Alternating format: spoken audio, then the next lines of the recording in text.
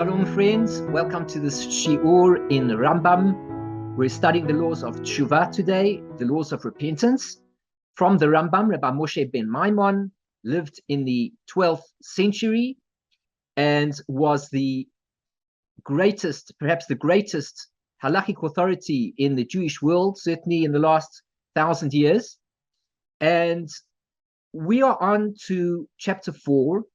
In our last lesson, we studied about such subjects as apostates, causing the many to sin, and reporting a fellow Jew to the authorities, and the implications that are involved in that. And we also learned a number of other various issues related to the concept of Teshuvah. I'm Eliyahu Shir, coming to you from Chesed Ve'emet. My website is www.lovingkindness.co. If you have subscribed to my channel already, I thank you very much for doing so. And if not, please do subscribe right away. And of course, share all these videos with your family and friends and invite them to subscribe and support the work that I'm doing as well. If you find that you're enjoying the shiur at any point in time, please click on the like button to show your appreciation. It helps me to succeed in doing these videos and getting the videos out there. It assists me also in ranking my videos to a higher level on YouTube. So when you support me just in these simple ways, you're helping me to be able to accomplish more with my teaching. So again, the basic principles are subscribe, to like, and to share. Of course, if you found something interesting and you'd like to comment on it, please do so as well on the comment section below. Just send a question, an insight, whatever it is. I'd be delighted to see what's on your mind, and I'd be happy to reply if you have any questions or insights. So we're on chapter 4, and we're on the start of chapter 4. Let us see what the Rambam tells us about Teshuvah today. He's going to list some fascinating ideas of things that can hold us back from performing Teshuvah, even though we learned before that everybody can do Teshuvah. In today's lesson, we're going to see that there are certain things that if we do them wrong, that we won't be able to actually do Teshuvah on. Now, how does that work exactly? Let's see what the Rambam says. So in Halacha Aleph, here's what the Rambam says. Arba ve'esrim dvarim ma'akvin es hateshuvah. There are 24 things that hold back Teshuvah, which means to say that even though Teshuvah can be done for anything that we do wrong, nevertheless, there are 24 things that will hold us back from the possibility of achieving proper Teshuvah. Why is that? Let us see what these categories are, and then we will understand more about why it is so difficult to do Teshuvah on these things, and therefore one should avoid doing these particular aveiros, these sins, in the first instance. Arba mehem avon gadol. 4 of them are a very great sin. Va'oise echad mehem ein HaKadosh Baruch Hu maspik biyado la'asos teshuvah. And a person who does one of these things, the Holy One, blessed be He, does not make it all that easy for this person to do teshuvah, lefi godel cheto, according to the greatness of his sin, because he is engaged in a particular sin which carries with it a certain severity due to the manner of the sin itself. HaKadosh Baruch Hu, the Holy One, blessed be He, does not make it easy for a person to do teshuvah. Ve'eluhain, these are them. Hamachti es harabim, a person who causes the many to sin, people who go around town and they try to attract other people to doing the wrong thing. Hey, come over to this and this place. We'll go out together and have a good time. And the place, of course, that they're going to is not a very kosher place. It's a bad place. Bad things happen there. And he begins to attract a whole crowd, a whole group of his friends. He brings over, of course, all of them as a result of this event that goes on, ends up in bad hands, doing bad things, whatever it is. He doesn't even realize what he's doing. He's just bringing them along for the ride. He believes he's making them happy. They're having a good night, etc., etc. But the reality is, when he brings them into a place which is going to cause them to commit a sin, ultimately, he does not know how far the sin is going to ultimately end up. Let us see. Ubiklalavon ze, included in this sin, hama'akev es harabim milasos mitzvah, is also holding back a person from doing a mitzvah. For example, let's say we go out to a holiday somewhere, and when we're out, we persuade certain people to come with us, and they say to us, look, you know, it's very important that I'm able to daven Shachris and Mincha and Ma'ariv with a minyan, etc., etc. And we encourage them in a path that is against what they're going to really want to do, what they have to do. And as a result of that, they lose out on doing the mitzvahs that they want to do. So this person fits into this category. Be careful not to cause others to lose out on their opportunity to do mitzvahs, and be careful not to cause others to stumble because of your own behavior. A person wants to commit an avera himself, it's one thing, but it's quite another thing to attract other people to engage in the same avera that one is doing oneself. Likewise, don't put a person off from doing a mitzvah. And if you see somebody who wants to do a mitzvah, encourage him and make it easy for him to go along that path. Base. Somebody who inclines his friends from a path of goodness to a path of badness. The person was always on a good path. He was a good boy.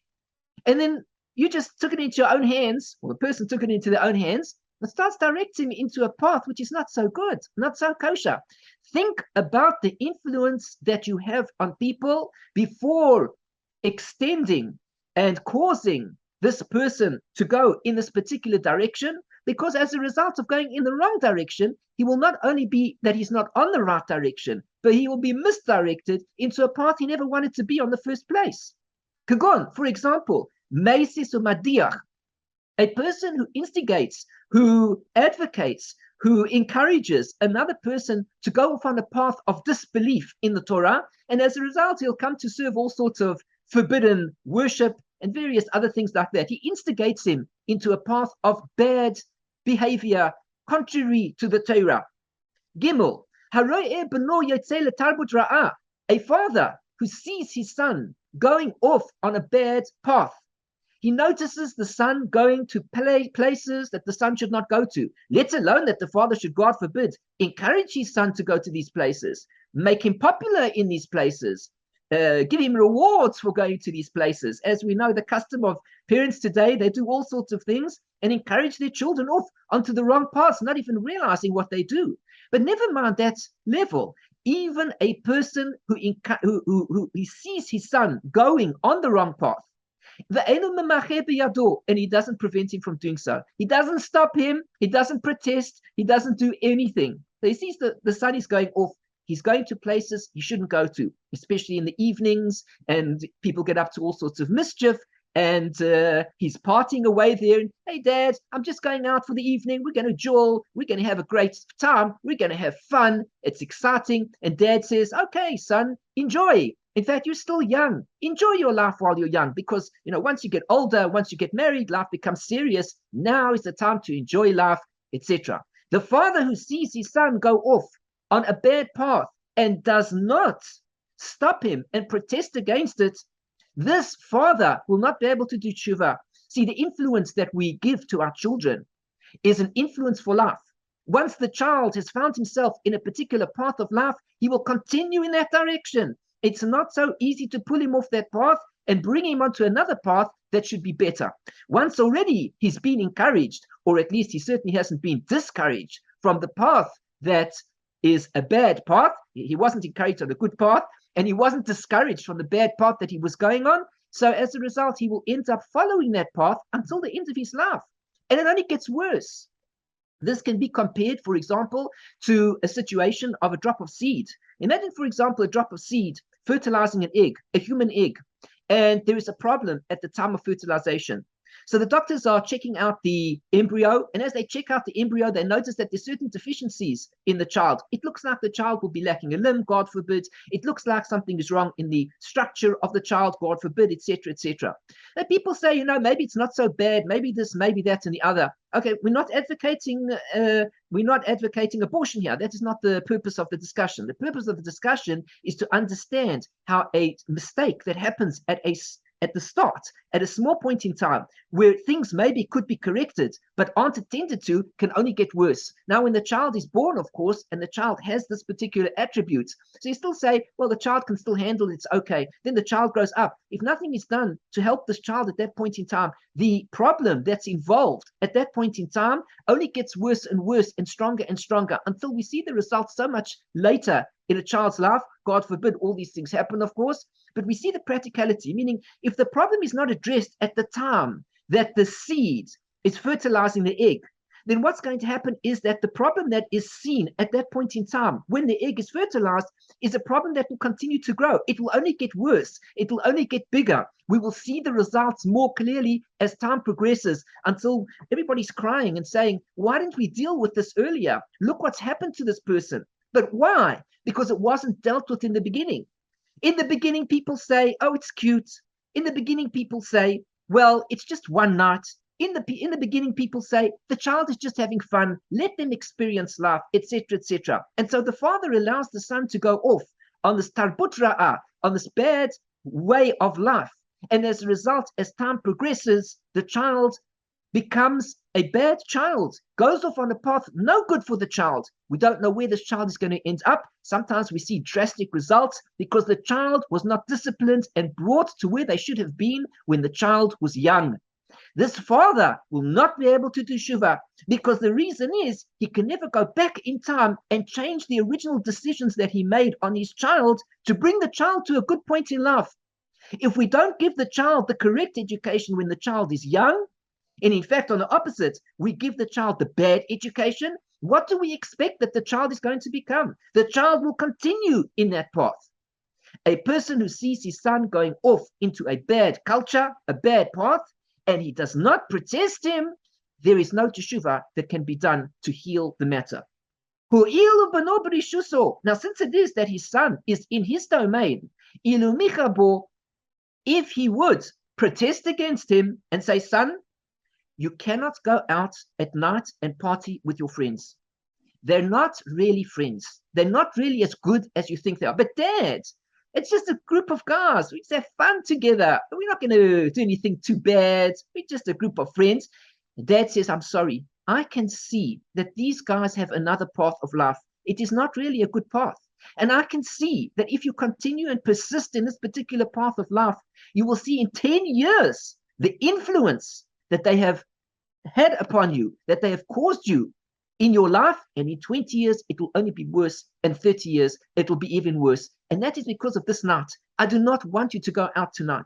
How many times have we seen children go out to clubs, etc., only for a good time, and they come back with their lives destroyed after a night out at the town? And it was all for fun. It was just for fun. We're going to have a good time.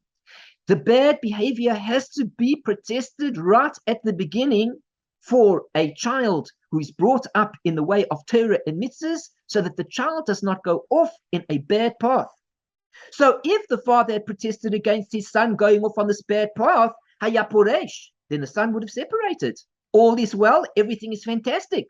And therefore it's considered that since the father had the ability to bring his son into a good path in life, and he didn't, it is considered like the father sinned against his son. What a terrible thing. There's no going back. There's no teshuvah for it. How can one ever go back for the bad that one caused one's son because one didn't teach the son correctly and allowed the son to go off on a path that was not good for that child? And included in the sin, anybody. Now, we're not talking about people who like to keep on rebuking others, etc. We're talking about people who are good quality people, and they have the ability to protest against others. Ben Yachid, Ben Rabim, whether it is the individual who he can protest against, whether it is the public who he can protest against. He has a community role. He is the rabbi of the shul, and he has the ability to protest against the entire community for certain things that the community are going off the path. And he can get up and he can say, my community, I wish to inform you that I've heard certain things about what the community is doing to so-and-so. A certain individual in the community is being hurt. I hear rumors. I'm not mentioning who this person is. And I ask that the community stop this behavior. Or I ask that the community stop other behaviors, whatever it's involved in. He has to get up. He has to be strong. He has to be firm. He cannot be ruled by the community. He has to be the person who is in charge of the community. He addresses the community. He guides the community. He says to the community, this is what needs to be done. If you are not prepared to listen to my word, then what am I being the rabbi of this particular shul for? I am here to guide you. But in the process of guidance, we have to take the good with the bad. And when I see good, I will commend it and I will speak of the good. And when I see that there is something that is being done that should not be done, I will let my community know. And I will let the individuals in the community know that I'm not happy with it until we all get onto the right path. We are all helping each other. I, the rabbi, not me, I'm just saying the rabbi of the community, I, the rabbi of this particular community, am also striving to work on myself. And as part of that, I request that everybody in this community hold back from various things that they're doing that they shouldn't do. Bein yachid, bein rabim, v'lo micha. And he doesn't protest, ela yanichen b'kishloinam, but rather he allows the community or the individual, he lets them go in their own stumbling. He lets them go in their own faults. He allows them to do whatever they want. When he gets up to give his drosha on Friday nights or whenever it is, he speaks words of poetry all about the parsha. These are wonderful words. When people leave when they leave shul that evening, they say, what a wonderful drosha the Rav gave. Did you hear? He told a story about this particular person and how it related to that particular thing. It was fantastic drosha. Everybody's speaking about the wonderful drosha. You want to know when the rabbi is really good? When people come out of the shul and they say, that rabbi, who is he to tell us exactly how to guard and what we need to do with our lives, how to guard our lives? That's not his duty. His duty is to tell us beautiful words of poetry and prose. On the contrary, the duty of the rabbi is to do both. Number one, of course, he speaks about beautiful words of poetry, but in addition to this, he says what is necessary to be said in order to guide the community correctly, to keep them on the path that things should be balanced and good. Don't let the community fall apart just because he feels that he doesn't have the right to say anything against the community. And we don't mean a preacher. We don't mean a person who is constantly rebuking the community as if they're worthless. We're not talking about such an individual. We're talking about somebody who is involved in the sincere progress of the community. And when he sees a particular behavior being done that is affecting people for the bad, he's able to stand up and say, this is not to be done. It is unacceptable. Please, as a community, let us refrain from doing this in the future. We need to be guided correctly on a path of goodness, kindness, and such behavior is simply unacceptable. Not rebuke in the sense of destroying everybody, not just shouting at everybody as if they did things wrong in their lives. It has to be done with softness, with gentleness. There's a way to do it. But it's vital, at least according to what the Rambam says, that if a person has the ability to prevent a person from going off the path and doing sins, etc., he has a mitzvah to do so. And if he doesn't do so and the community go off in a path that is not fitting, he cannot do teshuvah because he can never go back in time and correct the error that should have been corrected when it could have been corrected. Dalet, a person who says, I will sin, this is the individual now, not rebuking anybody, he's talking to himself. A person who says, I will sin, and then I will repent. Or included in this, somebody says, I'll sin, and Yom Kippur will atone. Now here's the guy, he's very clever. What he does is he's learned all the laws of the Rambam, all the laws of Teshuvah, and he says like this, he says, the Rambam tells me I can do Teshuvah at any point in time, even the last moment before I die, 5 minutes before I die. If I do the Teshuvah, then I'll be forgiven. Fantastic. He says, you know what, chances are I'm not going to die today, because that's how people think. Nobody dies today. When was the last time anybody met anybody who died today? So people think to themselves, I'll never die today. And this particular opportunity has arisen, and it's a good opportunity for me to engage in this thing and enjoy. He says, and then you know what? Later on, before I go to sleep at night, because I won't die today, I'll do teshuvah. Well, such an individual, of course, he cannot do teshuvah. For one thing, he'll never do the teshuvah, because he'll always say, but tomorrow, if I'm still alive, so I'll carry on doing this particular thing. And then I'll do teshuvah tomorrow night. And tomorrow night comes, of course, he doesn't die. So he says, the next day for sure, I'm not going to die. So again, he uses the same excuse. He'll never come to do teshuvah. And of course, the person who says, likewise, I will sin and Yom Kippur will forgive. The attitude of pushing off repentance as if there's a better time, that the repentance will have an effect, is a damaging attitude. And a person with such an attitude, it's not just that he'll never get to do the teshuvah, but the point is teshuvah will never happen. It just won't be in his life. He's so focused on the fact that he understands that teshuvah can atone for anything, that he does the anything in order to acquire that he can do the teshuvah whenever he feels like it. It's a fantastic game, so to speak. It's a game. The game is, I will engage in this avera, and when I'm finished and I've had all my pleasures from doing whatever it was that I wanted to do, I will then say, Hashamnu, Bagadnu, Gazalnu, and everything is forgiven. No, forgiveness only comes about when we can't control ourselves, when something is beyond ourselves, and then afterwards it's too late. And we realize we've done wrong and we begin to repent. That's real repentance. But to say, I will sin, and then 10 minutes later, when I'm finished the sin and everything is good and comfortable and I feel I've achieved what I wanted to do, now I'll do the teshuvah. That attitude will never allow a person to do teshuvah. So therefore, don't rely upon the teshuvah that could be, and don't rely upon the Yom Kippur that should be, will be, because maybe the Yom Kippur won't come around because the person won't be alive, or for whatever reason. And quite frankly, by the time he gets to Yom Kippur, he's probably forgotten already what he did during the year. And if so, he can't even think about what it is because he doesn't even remember what it is that he did. This is a bad attitude, an unhealthy attitude. When we go wrong, we can do teshuvah. But let us not think that we can do wrong and then to do teshuvah. Halacha base, umehen, from these categories, chamisha dvarim anualim. There are 5 things that lock off darchei teshuvah, completely lock it up. You take a lock, close it up, pull the key out, finished. It's locked. Bifnei wasehim, from those who do them. Do these particular things, says the Rambam, and the opportunity to do teshuvah is completely locked. No way you can open it up. Ve'eluhain, these are them. Haporesh min hatzibur, somebody who separates himself from the community. He says, I'm very proud to be Jewish. Well, that's very nice of you. Very proud. It's nice. And what are you going to do with it? Oh, well, I'm just very proud of it. That's it. But where's it going? Do you belong to a community? Do you do things with the community? Do you daven with them, etc.? Are you involved in Judaism itself? Or is it just that you're proud to be Jewish by yourself? There's no, I'm proud to be Jewish by myself. I don't need all of this. Well, what is the reason why? Because when the community do teshuvah as a whole, that means they're working together, then lo yeh mahem, he won't be with them. He needs to connect with some community. He can't do it all by himself. And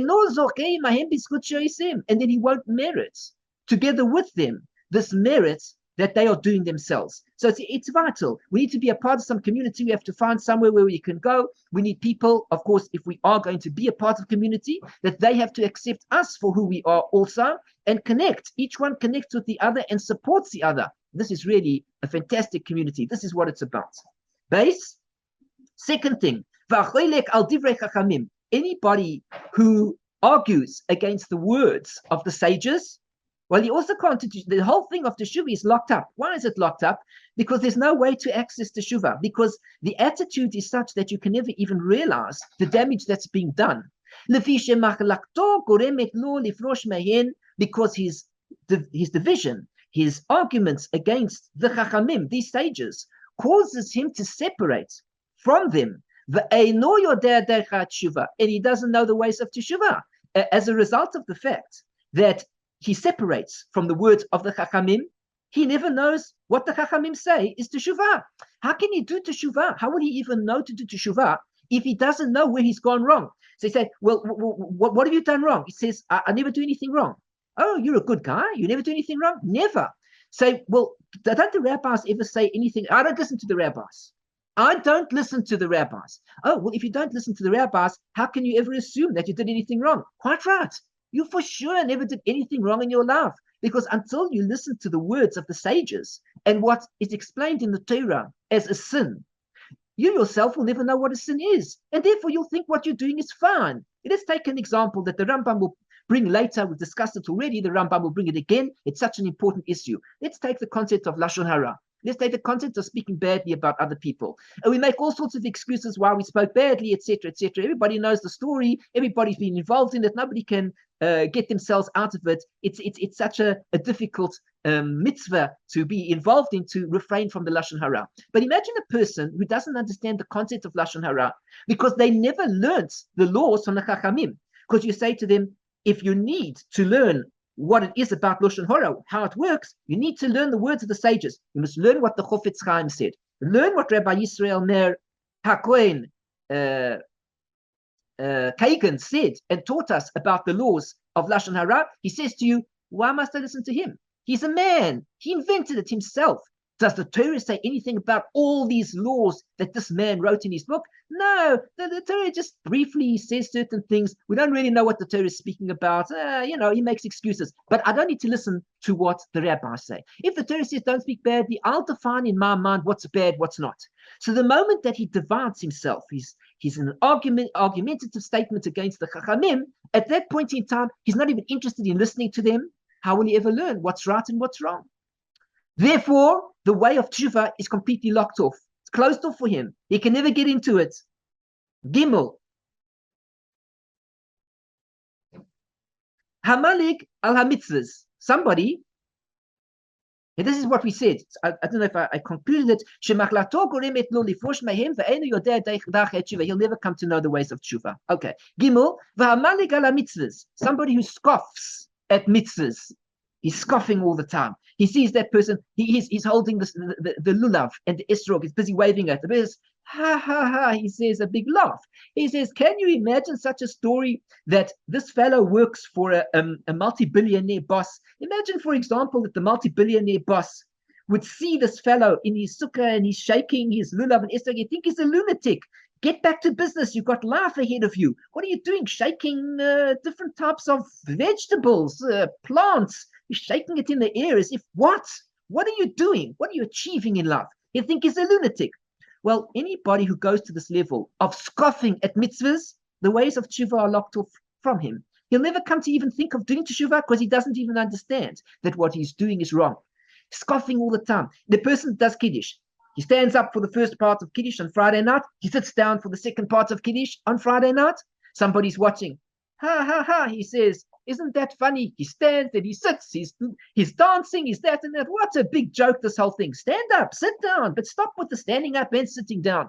Makes a big joke of all sorts of things in the mitzvahs. He puts on tefillin. Somebody watches him. What's he doing? He puts on these leather boxes. He makes a story up. The animal was killed, and he killed an animal for the sake of it. Scoff, scoff, scoff. There's no end to the amount of scoffing that people do against mitzvahs. Well, a person who scoffs at mitzvahs will never even, the whole thing of teshuvah is locked up. He doesn't even know that there's a concept to do teshuvah on because he doesn't even know that what he's done is wrong, and he doesn't understand the concept of what he's talking about. Shekevan, since it is enough that it's despicable in his eyes, he despises this mitzvah that he sees this person doing, and likewise he's certainly not going to pursue after these mitzvahs, and he won't do them. And if he doesn't do the mitzvahs, how will he ever merit to do good? And the mitzvahs are all about doing good, and that is how we perfect ourselves in this world, preparing ourselves for this next world when we exit our bodies. Now, this particular fellow keeps on mocking every single person who does mitzvahs. If so, he'll never do mitzvahs. He'll never go anywhere. Stop the mocking. We don't understand why we may not wear shatnez. We don't understand why we may not eat chazir, pork, pig. We don't understand why we may not mix milk and meat and we have to wait a certain length of time between the two. We may not understand any of these mitzvahs. It's true. But it doesn't mean we have to scoff at it. Rather, we need to put the time in to study what it's about until maybe perhaps we'll appreciate what the mitzvah really is. Dalit. Somebody who insults his teachers, insults them. Who do you think you are, old man? Who do you think you are? He has this beard and the strands going on the one side, the strand goes on the other side, and then there's another one of the hairs in the middle. It's just going all the way down to the ground, and people scoff and say, "Look how he looks. He looks dirty, something or whatever it is." People scoff at their teachers. They say nasty things of all kinds that they make up. Think about it in your own life. Think about what you've heard. Perhaps others might have said you've heard it. Be careful. Be warned. Don't fall into the trap. A person who behaves this way is causing himself really To push him aside, is going to push his teachers away. Well, if you push your teachers away, what do you think will be of your education? How will we educate ourselves if we begin to scoff at our own teachers? The only way we can educate ourselves is if we humble ourselves and appreciate that the teacher might know something more than we do. And it doesn't matter what he looks like. It doesn't matter how he pronounced his words. And it doesn't matter if X, Y, Z. Who cares what it is? The point is, here is a man who is teaching Torah. Think about what he's teaching. Stop the scoffing. Because if we continue the scoffing, we will have nobody to learn from. Like, for example, Gehazi. Now, Gehazi used to mock his teacher, Elisha. Elisha, of course, was the Navi. Elisha, the prophet, who was the student of Eliyahu, the prophet. And Gehazi was a mocker and a scoffer. He scoffed at everything. He behaved in a reckless manner. He was the Gabbai he was the Shamish. He was the servant for Elisha. He was not the great Torah scholar himself. He was no Navi himself. But nevertheless, he had a duty to perform, to be there on call like a secretary to his teacher. But everything that he was involved in was constant scoffing, everything. He wasn't interested in it. He wanted the money. He wanted the good life. He wanted the good stuff that the Gabbai gets. He didn't want to involve himself. So therefore he didn't want to involve himself with his teacher in the ways of Torah, and he scoffed at it. And as a result, he lost out on having his teacher teach him, and he too could have become the Navi. And at the time that he is burdened, he won't find a teacher for himself, and a teacher to instruct him in going in a truthful path. Scoff at the teachers. Great. If people think it's fantastic, having a lot of fun, the kids at school, they love it. Scoffing at the teachers. My rabbi says this, my rabbi says that. What does he know about the kids of today and the way that we interact? He knows nothing about these things. The fool, whatever it is that they say behind the Rebbe's back. And we know that these things go on. Well, if that's the case, let us monitor these kids as they grow up. Let's see what they're like 10 years later, 20 years later. And so often we find that they are completely off the path. Indeed, they went off the path. They scoffed at their teachers, and as a result, they never found somebody to teach them and direct them on the correct path. Hey, somebody who hates rebuke. This is tough. Nobody says this is easy. I'm learning it together with you. We're all going through this growth process together. Somebody who hates rebuke. I don't want you to rebuke me for anything, the person says. Such an individual can never do teshuvah. He doesn't even know what he needs to do teshuvah on. The whole path of teshuvah is closed off for him. He doesn't let there be any space for teshuvah, because if he doesn't accept rebuke from anybody, how in the world will he do teshuvah? He doesn't know where he's gone wrong. Such an individual says, I'm a good person. I am a good person. How is that? Just naturally. Naturally, you should know.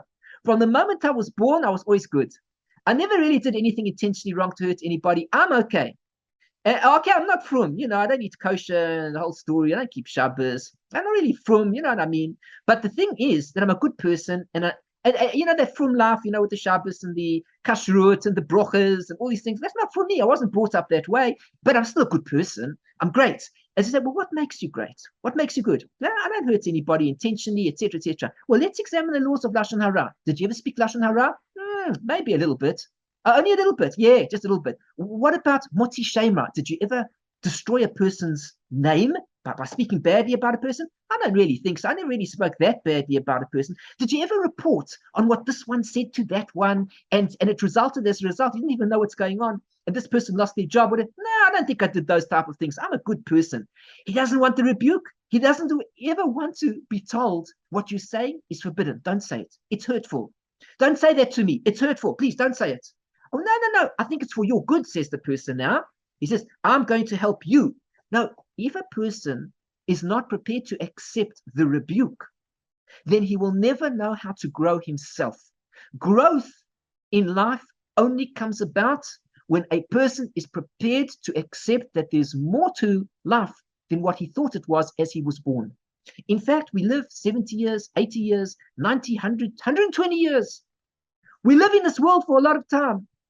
Now, what are we going to do with our lives? If we imagine that when we finish school, education is over, and now we're good people and can just live life, we are frightfully wrong. We are in serious trouble.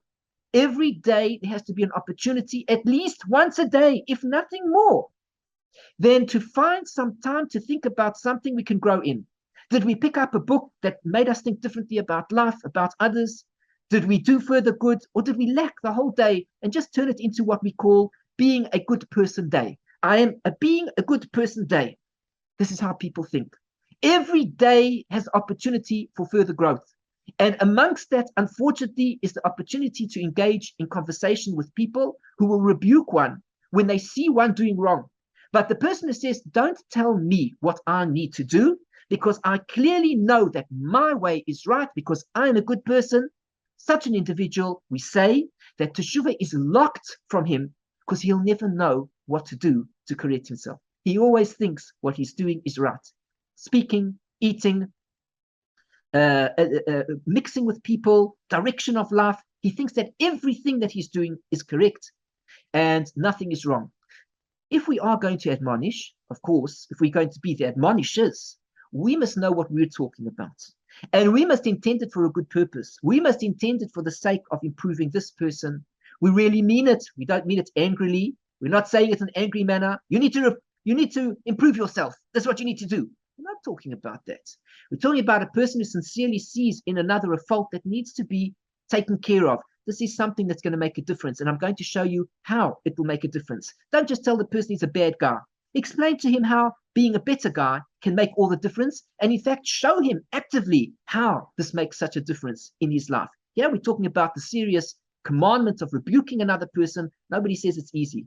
It is not easy to rebuke another. It is not easy to accept rebuke, granted. But the person who is not prepared to accept rebuke at all, he says, don't you ever tell me I am older than you are. I am your parent, I am your grandparent, I am your cousin, I am your best friend, I am your this, I am your that. Don't tell me what to do. Well, such an individual will never be able to improve.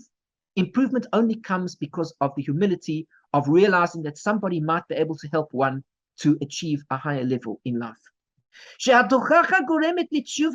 That rebuke causes teshuvah, because when a person tells somebody his sins, he embarrasses him. And I don't mean that in the sense, please, don't go off embarrassing everybody around. We're just saying, when you're alone with somebody and you say something to him and it hits hard, he can, at least he has the opportunity to do teshuvah. Look, that thing that you do over there, you keep on taking people's pens, and then you take it for yourself. After you've written with it, you take the pen, you keep it for yourself. You're really stealing. It's not right to do that. He says, I didn't realize that. You know, that's a terrible thing. I'm not going to take those pens again. Whatever the thing is, if the person is rebuked and he sees the wrong in what he's done, you bring him onto the side of merit because you allow him to change his ways, to come right. As it's written in the Pasuk Torah, here's the proof. Zechor v'al tishkach. Remember and don't forget, says the Torah. Another verse. Mamrim he yisib. This is what Moshe is saying to the Jewish people. You are rebellious. Another pasuk. V'lo nasan Hashem lachem lev. Hashem didn't give you a heart. These are harsh words of rebuke. Am naval v'lo chacham. This is an evil nation, problematic. Naval. It means that there's something wrong with this person. V'lo chacham is not wise. A bad nation. What's going on with you? You're on the wrong path. V'chein likewise. Yeshaya hochiach es Yisrael. The prophet Isaiah rebukes the Jewish people, and he said, Hoi goy chote, woe, oi, oi, oi, he said, a sinning nation. Look how he spoke. He says these words because he wants to get their attention that they should do teshuvah. Yada shor konehu, the ox knows its master. Think about that for a second. The ox knows its master, but the question is, do we? So that's the rebuke. If the animal can understand its master to do what the master wants, surely we ourselves need to be aware that we need to follow at least in the path of the ox and know our master. Midaiti ki kashe ata. I already know, he says, Yeshaya, I know that you are hard. You're hard people. Come on, soften up. And so God has rebuked the sinners as it says, a pasuk in Yeshaya, Nunchet Aleph, Kara begaron al taksof, call out from the throat and do not restrain. So there again, we're saying God is rebuking the sinners, and this is basically what the verse is pointing to, how he rebukes the sinners. And likewise, all of the prophets rebuked the Jewish people until they did repentance. This is the purpose of the prophets. Those people that read, you have the Tanakh, you have the Torah, 5 books of Moses. Afterwards, you come to the Nevi'im. And there we find 8 main works in the Nevi'im. And the last section, of course, is broken up into the smaller prophets, smaller only in the quantity of the writing, by no means in the quality of the prophet himself. And there we see that the prophet's duty was to constantly rebuke the Jewish people and put them on the right path. They were like, the leaders of the community, but they were far more than just leaders like kings are. The prophets were people who saw to the depth of what needed to be done, and they rebuked the Jewish people to Teshuvah to keep them in place. We need great leaders who will help us and guide us to be in place. We don't need low leaders who are just there to shout at us and rebuke us and to criticize us. That is not what we need. We need great leaders who understand exactly how to speak to a person in a way that makes them aware that what the action is that they're doing is wrong and how to come over it to become right, to do the teshuvah. That takes great sensitivity. A great leader, only a great leader can do that. Lefichach, therefore, there is an obligation, says the Rambam, that we should set up in every community of the Jewish people a wise person who is great and an elder. Of course, the older the person, the more he's gone through life, he appreciates what life is all about, and he knows the stumbling blocks of life. You get a 20-year-old, no offense to 20-year-old, he might be very learned. And of course, if he's a 20-year-old of the caliber of Baba Sali, Rabbi Yisrael Abuchatzira, and such people like that, we're talking about a different league of individuals. But when we talk about the general 20-year-old young fellow who begins to lead a community, we must remember that within his rebuke that he's going to do, he has not yet mastered life. He has not yet gone and experienced what life is. Maybe he just got married. He doesn't even know what a family is. How long has he been married? A year, 6 months. He knows all about marriage. Amazing thing. You see, young people that get married, after 1 year, they're already authorities. They know all about shidduchim. They know all about marriage. They know the problems of marriage. They know problems of children. They know everything about everything. And they know nothing. Because until when? Until they become elders. And they've gone through life. And they've experienced, they've been married 20 years, 25 years. They know a little bit about what marriage is. They've gone through having children, maybe they're grandparents already, whatever it is. The more that they've experienced, the elder that they are, and in having experienced more of life, the greater the person will be, and in a greater position to rebuke others, because he understands what life is. He knows the sensitivity. He understands, listen, when you're 15 years old and your hormones are working a certain way, it's different to when you're 70 years old and the hormones are working a completely different way. He's sensitive. He knows what it's about. And because he knows what it's about, he's able to rebuke correctly. But when a person doesn't know what it's all about, he can become overexcited by things, not even realizing how off target he is in criticizing another person. One needs life experience. One needs life itself, the age, the time period of life to grow and develop to become this great person. More so, as he grows and develops, he increases in his wisdom. 40 years old, for understanding. 50 years old, for being able to give advice. Isn't that beautiful? The words of Pirkei Avot. In each period of life, we go through certain things. 5 years old, we're learning Chumash. 10 years old, Mishnah. 15 years old, Gemara. 20 years old, 18 years old, we're getting married. 20 years old, we're going off to find a career. 30 years old, we're into life itself. We have strength. 40 years old, we're moving on to understanding. We begin to understand life. Finally, 40, we begin to start. The people say that you shouldn't be learning Kabbalah until 40. Why? Because at 40, you start developing yourself. The understanding starts to come a little bit calm, a little bit more calm in life, a little bit more balanced. You realize what it's all about, the wisdom of the mystical side of Torah. And you know that if you're going to go into places where perhaps you shouldn't be going, well, not really, you can go there, but you need to understand how it works. When you're 40 years old and you understand more about it, you're balanced. You get to 50, you become somebody filled with the ability to advise others. What's going on? We're developing, we're growing up.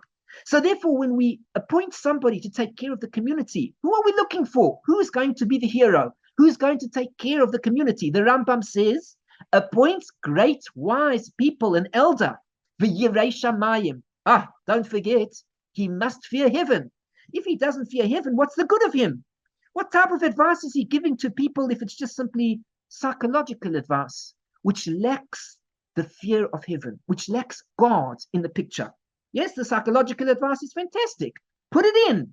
But don't forget, we also need somebody who has a fear of heaven, who understands that there's a God in the world. And when I begin to rebuke somebody, when I begin to advise them, when I wish to put them on the right path, it is not just myself as an individual who studied a degree and begins to issue all sorts of ideas, but I have the fear of heaven in me. And I know that if I'm not saying what I should, then I'm liable to God. I need to be aware that God is watching me. And therefore, when I share this information, I'm doing so with the full understanding that God is aware of my thoughts and he wants me to direct you and to help you and put you on the right path as he wants it to be. Wise, great, old, elderly person, and somebody is a Yirei Shamayim. Mino Rav, from his youth. And not just suddenly he woke up at 50 years old and suddenly he's on the path. We want somebody who from his youth was being brought up in this way. V'ahuv lahim. He must be a person who is beloved to this community. Not just somebody who, for example, they appointed because they needed somebody in the community. They pay him money. He does his duty. That's not what we're talking about. We're talking about an individual that the community like. They find him to be pleasant. They're going to listen to him. These are the qualities that we're looking for. He is going to rebuke the many. He will reprove the many. And he's going to bring them back to do teshuvah. This is the individual we want to lead the community, to rebuke the community. He's a beloved person. He's a respected person, even from his youth. He is a wise person. He has what to say. He actually studies the Torah. He's not just talking from his, sucking it out of his thumb. He's got words of wisdom that he's sharing here. Let's listen. And this person, of course, who hates rebuke, that's where we began our discussion. You know what? He's never going to come to the rebuker. He'll never find himself at the shiur when the rabbi's giving the shiur trying to direct people on the correct path. He doesn't want to be at the shiur. Why? He doesn't want to be corrected. What do I need to go to the shiur for? I'm already a good person. What? You know, they gave a shiur last night. The rabbi, he was speaking about, I heard. The rabbi was speaking how you need to improve yourself in this direction and the other direction. So why didn't you go to the shiur? What don't you go to the shiur for? That's for them. Those are people who need to work on themselves. But I'm already a good person. You know, I know how to handle these situations and I'm taking care of myself. Well, if a person is one who cannot take the rebuke, so then he'll never go to the shiur. He'll never learn what it means to improve and to grow. And he'll always think he's great. Every single day, he'll think he's taken care of. And he won't listen to his words. Therefore, this person will remain in his sins, and he believes all his sins are good. That's the worst. A person who commits a sin and he realizes what he's done is wrong, well, that's bad, but at least he realized what he's done is wrong, he can do teshuvah. But what's worse is a person who does bad, and when you point out to him that he's doing bad, he says, that's nonsense. That's the right thing. That's how we do things here. That is how people behave. I don't care how people behave. We want to know what's the correct thing to do, not what people do. What's the correct thing to do? So this individual who will never be rebuked, doesn't want it, doesn't want to attend to shiur, doesn't want to listen to the rabbi, doesn't want to listen to his teachers who guide him correctly, tell him where he's going wrong, how to improve himself. You know what? He thinks he's a good guy in his own eyes. He never has to listen to anybody else. He's taken care of. Perhaps we need to listen to him. He doesn't study Torah. He's not even elder yet. He is not even beloved by people, etc., etc. But he knows what the right thing is. Well, good for him. Let's look at another halacha. Gimel. Umehem chamisha devarim. And of these people, there are 5 things. Ha'oise oisan. Anybody who does these things, if shalo sheyashuv b'tshuva gemura. it will be impossible for him to do real teshuvah. If he does one of these 5 things, he will find himself in a position where it is impossible to do the teshuvah. Because these are sins that pertain between a man and his fellow. And his friend doesn't know that he sinned against him. In order that he will be able to return to him, or he doesn't know the person. Sorry, not his friend doesn't know. He doesn't know the person that he sinned against him. That means to say a person committed Avera against his fellow who he doesn't know who he's committed the Avera against. And therefore he will not be able to return to do the teshuvah on him, or return back to this particular person to ask for forgiveness, or Yishalmi Menelim Holo, to ask the person to forgive him. How does that work? Good question. The Eluhain. These are the 5. A person who curses the many. He didn't curse one particular person. In order that he can ask from him forgiveness. If we just go around cursing everybody, so then unfortunately we can't ask forgiveness from everybody. It's a little too tricky. So therefore we can't do teshuvah on it. Base, somebody who divides the spoils with a thief, makes a good deal, and he takes the spoils and he gives part of it to the thief. He makes the deal with the thief. He gets some, you get some, etc. Since he doesn't know about the theft, from who it is, he doesn't know who stole it. So in other words, so what happened here is the thief. So the thief himself stole the goods, and now the thief is sharing the goods with this person. I'll give you an example. The thief went out, he stole a whole lot of things, and he puts it on the market at a special price. And people say, how do you manage to do that? And then there's talk in the community. You know how he does it? He's a thief. He steals things, and then he sells it at a cheaper price to people, and people think they're getting a good deal, so everybody buys into it. The problem is the people who buy into it never know from whom the thief stole, and therefore they take a part within the theft itself, especially if they know that this is how the goods come across. They know that the goods came to them cheaply because the thief did this and this. It's a black market out there.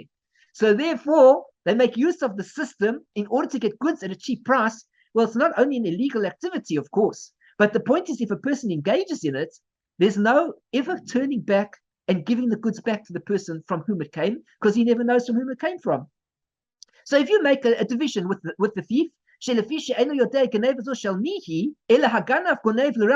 but the thief is stealing from many, or maybe law, and then he brings him. He takes it. He says, thanks very much.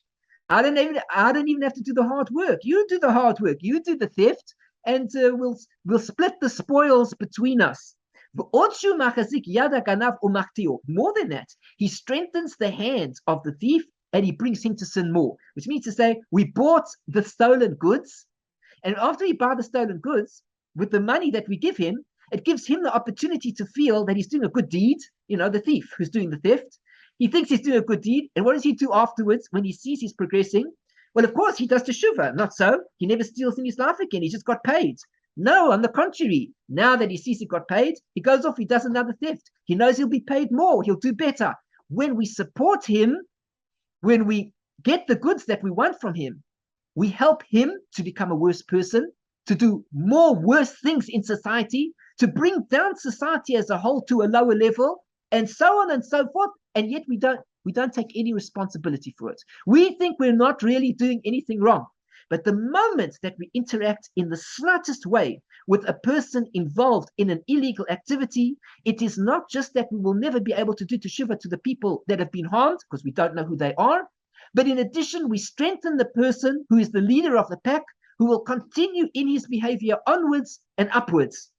Gimel, v'hamoitzi aveda, a person who finds a lost object, really finds a lost object in the street, v'eino machriz aleha, and then he doesn't announce it. He takes the item into his home, finds it in the street, and he doesn't make any mention of it to anybody until it's going to return back to its owners. Afterwards, some time passes by, When he decides he's going to do teshuvah, and he realizes it's important to tell people that you found the item in the street, he'll never find the person. It's not going to help 3 years later to put a sign up on the pillar.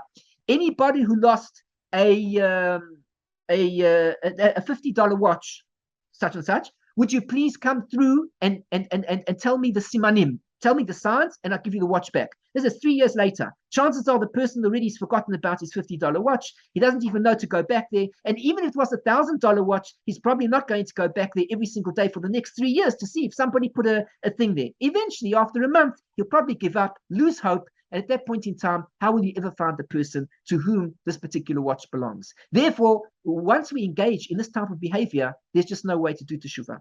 Dalit, va'oikel shoraniyim, a person who eats the ox belonging to poor people, v'yasemim and orphans, v'almonos and widows. In other words, in these situations, you see an example of the ox with the poor. Elu b'nei adam, these people that we're speaking about, umlalimheim, they're very misfortunate people. V'einam yaduim ufursamim, and they are not well known. V'goylim ir le'ir, and such individuals of this category that we're speaking about, with the Rambam is talking about, are people who travel from one city to the next because they're poor. They don't own a home. They keep getting kicked out from one home to the next. This time the landlord wants to sell. That time the landlord puts the fees up 100%. That time the landlord shouts at them. That time the landlord doesn't take care of things in the home because it's not their home. And so the landlord believes he doesn't have to do anything to attend to their needs, just to take the income, just to take the rent. He's not obligated for anything. It's not really a two-way relationship. He gets his money and he gives them the apartments, and when he's had enough or whatever it is, he makes the rules and they're gone. These are what's called Adam Umlal, a person who's an unfortunate person. He has a lot of misfortunate in his life. So this individual now, what's going to happen is, because they're traveling from city to city, and nobody will know who they are even. At the end of the day, they travel so often, nobody even knows who they are. And then the person's going to know where these poor people are to return the ox, and they're going to return it back to these poor people. So once you get involved in these type of activities, again, you can use this as an example and choose and select and come up with examples of your own in this type of idea, that you're taking something from somebody who is going to disappear in a short period of time. And even though you might come to want to return it to them at a later point in time, you really do want to, but they've moved on with their lives already. As a result, you will be unable to return it and not to do the teshuvah. A person who receives a bribe in order to pervert the judgments, to incline the judgments, he does not know to what degree he has pulled over the judgments in what he's done. And how great is the strength in order that he can return it. Because this thing has legs. And moreover, he strengthens the hand of the one who is doing the wrong, and he's causing him to sin even more. Let's just go through that one more time to understand what's happening. Imagine, for example, the Dayan, the judge on the court, and he's been bribed. So he knows that the correct person is this good guy over here, but he knows that the other fellow is paying him $10,000 to make sure that the judgment is in his favor, and then the other fellow will have to pay the other fellow. You have to pay him $50,000. The judge gets $10,000 for his share in the crime, and the other guy gets the judge gets the $10,000, and the person who should have lost the case but now has won it because of the bribe, he gets $40,000 into his pocket, and all seems well, so to speak. Nobody really lost out, so to speak. The fellow one lost out $50,000, and that's where it ends. But he forgot, because when this fellow lost his $50,000, he was in serious debt. As a result, he took out a great amount of loans. He went into further debt due to the interest. He was unable to take care of his life. He couldn't take care of his wife. He couldn't take care of his children. He divorced his wife. He lost his children. They said he's a rubbish. What an evil person the father is, etc., etc. Now, all of this takes place because the judge was bribed, and he thought that all that's happening here really is he's getting $10,000 and the other guy's getting $50,000, and that's the end of the story. But he doesn't understand how far the story is going to continue. And where will this person end up because of that? He doesn't care. He doesn't realize all the consequences for his decision. And such an individual, therefore, who takes that bribe and as a result, he twists the judgment in favor of the guilty person, he doesn't realize the disservice that he's done and how many people might become affected due to this terrible thing that he's done. In fact, we should all think about that in our lives, because in our own lives, at different points in time, we also are being bribed by people through their behavior, through money that they give us, whatever it is. And we tend to think of certain scenarios in a certain way because of the way that they bribe us in their thought processes, in their money, in whatever it is. And as a result, we twist the real judgment and we don't know the harm that we cause another person. And as a result, it hurts another person and has an effect on yet another person, and so on and so forth until the end. To what degree, we don't know. Well, for all of these categories that we speak about, one simply can never do teshuvah. And the reason is because, not because you can't do the teshuvah, of course you can do teshuvah. Ashamnu, bagadnu, gazalnu, do the teshuvah, fantastic. But you can't, because you can never find out the degree of the bad that you have done to others and how far it has reached in order to speak to every single individual in that scenario, in that story, to be able to ask their forgiveness and bring things back again. And so you know what happens as a result of that? I'll tell you. A child, 2 generations later, is seen as an outcast in the community because of a parent, of something that happened, because of a judgment which was misjudged. And nobody wants to talk to that particular child now. And that child grows up, removed from the community. Nobody even knows what's going on in the story. And it's all because of the bad judgment.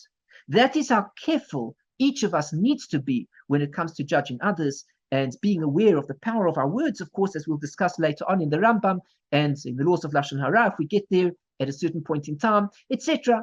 We need to be aware of our influence, and we need to be aware that there are many things that we engage in that when we do this, we will never be able to do teshuvah. So before we engage in this particular thing, this activity, let us think about the real consequences. Where is this going to lead to? And in the event that it gets out of hand, will I be able to do the teshuvah?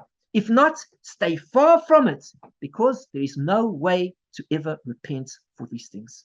So we're going to stop over here. Thank you very much for joining me.